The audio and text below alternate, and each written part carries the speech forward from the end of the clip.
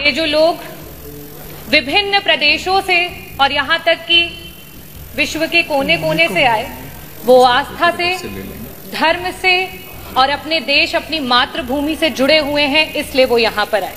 वहां पे गिद्ध नहीं गए थे, वहां पे सूअर नहीं गए थे, वहां पे इस देश में आस्था रखने वाले, इस देश को लोकतांत्रिक समझने वाले, इस देश में भाईचारे को आगे लेकर के जाने वाले लोग वहां पे पहुंचे थे। रावण नहीं हम पलने देंगे साधुओं के वेश में, रावण नहीं हम पलने देंगे साधुओं के वेश में, अफजल नहीं पनपने देंगे अब्दुल कलाम के देश में, हिंदू हो या मुसलमान अब शीश नहीं कटने देंगे, कसम तिरंगे झंडे की अब ये देश नहीं बंटने देंगे। डॉक्टर रागिनी, मैं आपका आभार व्यक्त करना चाहूंगी कि आपने 2025-26 के बजट की चर्चा पे मुझे बोलने का अवसर दिया। आज इस भरे सदन में मैं सर्वप्रथम संविधान के रचयिता बाबा भीमराव अंबेडकर जी को नमन करती हूँ, जिन्होंने आर्टिकल 25 में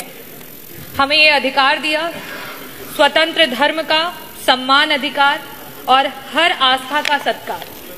और इसी के नाते आज पूरे देश में और प्रदेश में हमारे बीच में कुंभ का महापर्व जो रहा, उसमें पूरे देश से लोग आए। मैं सभी लोगों का जो आए उनका स्वागत करती हूँ। यहाँ कई प्रकार की चर्चाएं हुई और बहुत सारे शब्दों का प्रयोग किया गया।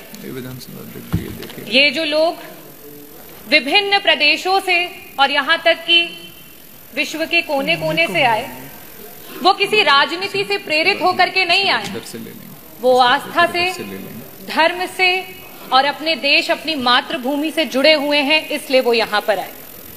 महाकुंभ के आयोजन में जितना बजट होना चाहिए था, सरकार ने उसकी कमी की।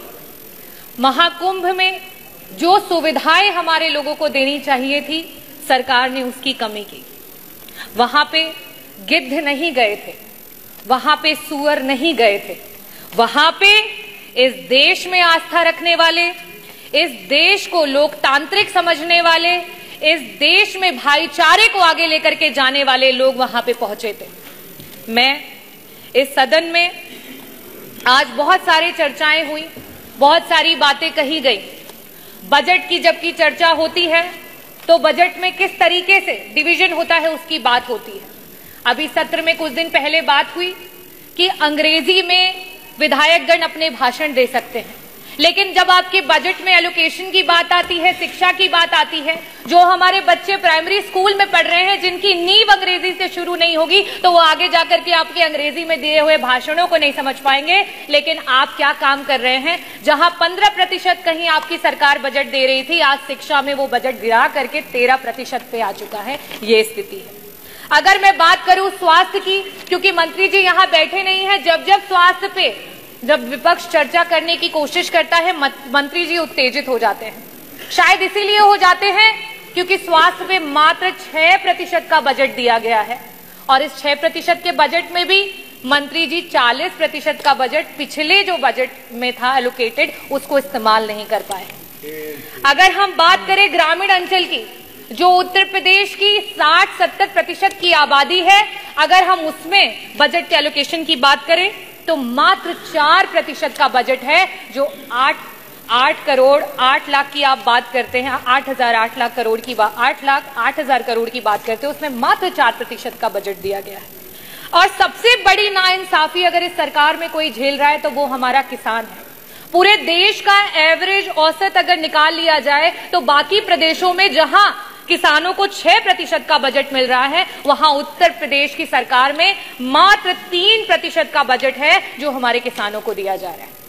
और सबसे आखिरी में और सबसे जरूरी बात, अभी हमारी माननीय सदस्य बार बार पीडीए की बात कर रही थी, तो सदस्य आप भी और यहाँ सम्मानित सदस्यगण, में आपको सभी को बताना चाहूंगी कि जहां पूरे देश में 3% का बजट विभिन्न प्रदेशों में, चाहे वो आपका दलित समाज हो, वनवासी समाज हो, और अल्पसंख्यक समाज उसको दिया जाता है, वहीं उत्तर प्रदेश में मात्र 1% का बजट दिया जाता है।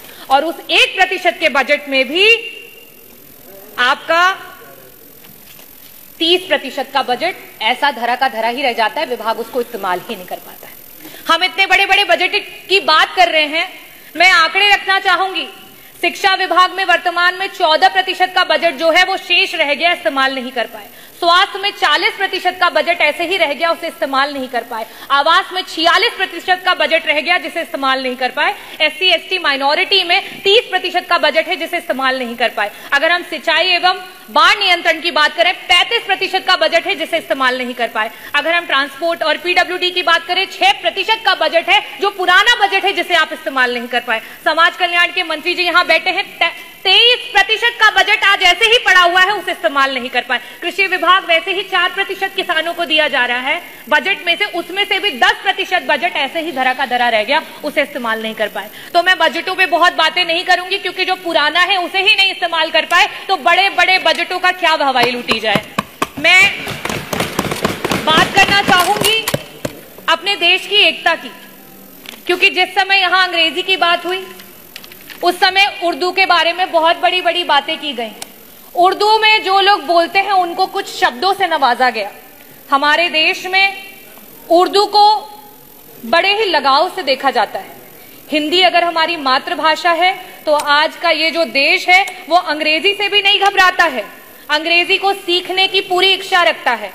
पंडित ब्रिज नारायण जी, पंडित रतननाथ सरहार जी, मुंशी प्रेमचंद जी, पंडित आनंद मोहन जी, यहां तक कि उपराष्ट्रपति रहे हुए कृष्णकांत जी, इन सभी लोगों का उर्दू से बहुत लगाव था। तो क्या इनके लिए भी उन्हीं शब्दों से नवाजा जाएगा?